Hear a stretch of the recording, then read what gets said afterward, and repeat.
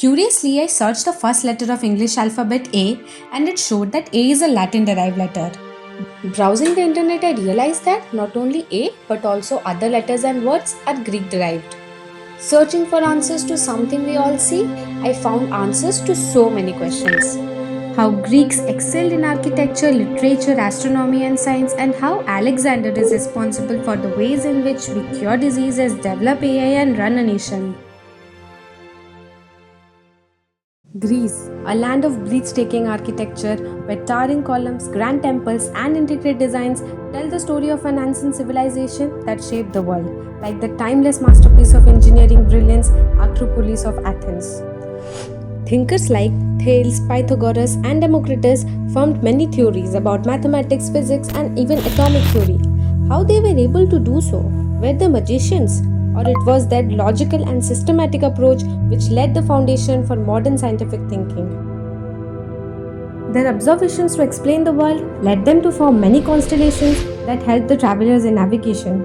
And not only that, the unique color description in the poem Homer's Odyssey beautifully defined the relation between colors and nature.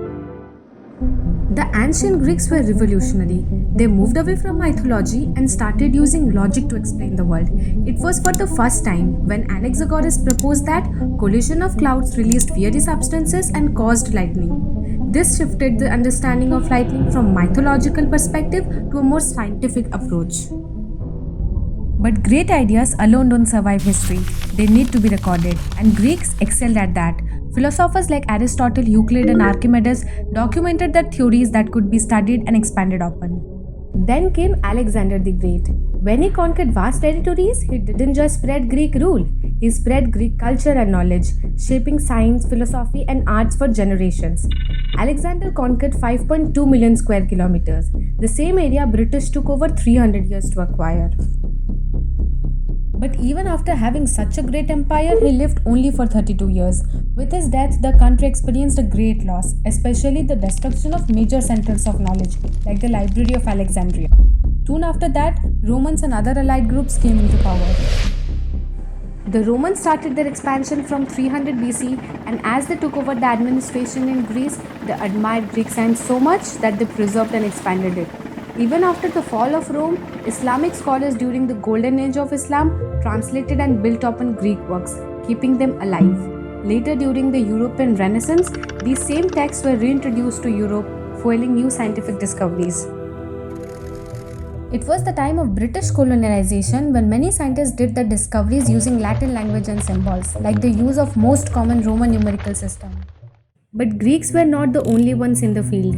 Many other civilizations were also doing many advanced researches. However, they faced major challenges. Most of the records were lost in wars or were restricted only in the elite groups and eventually got faded away. It is the same as, despite the existence of numerous currencies, the US dollar remains the dominant one. There are many reasons for its dominance, but the most relatable one is its trust and stability, just like the Latin language which comforted those emerging scientists. Just imagine, if the world had been influenced more by ancient China rather than by Greece, who knows, life today might have been far more complex or perhaps even more advanced. So next time when you hear words like biology or astronomy, just remember you are speaking a little bit of ancient Greek without even realizing it. Even today, when a new scientific discovery is made, chances are it has a Greek-based name. But here is the fascinating part. None of this was guaranteed.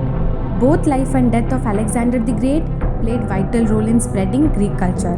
Even after his death, his influence continued through the lands he once owned, shaping civilizations for centuries to come. This is the butterfly effect in action. Small choices and events, like a poem, a battle, or a scroll, sending ripples through history that shape our world in ways we can't always predict. So next time when you open a science book, just think, you are not just reading facts, you are feeling the echo of ancient Greece, one flap of a butterfly's wings that helped shape the modern world.